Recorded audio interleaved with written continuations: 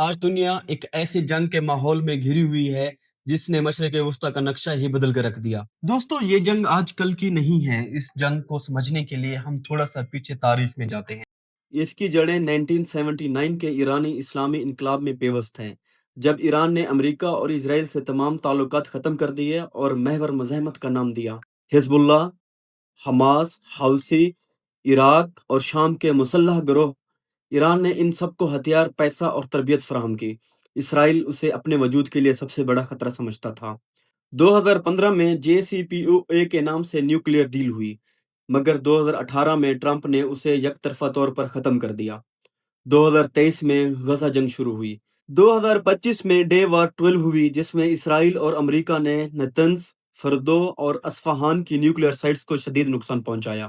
دسمبر 2025 سے ایران میں شدید معاشی بحران اور حکومت مخالف بڑے پیمانے پر احتجاج شروع ہوئے۔ حکومت نے انہیں کچل دیا اور ہزاروں لوگ شہید ہوئے۔ ٹرمپ نے مظاہرین کی حمایت کی۔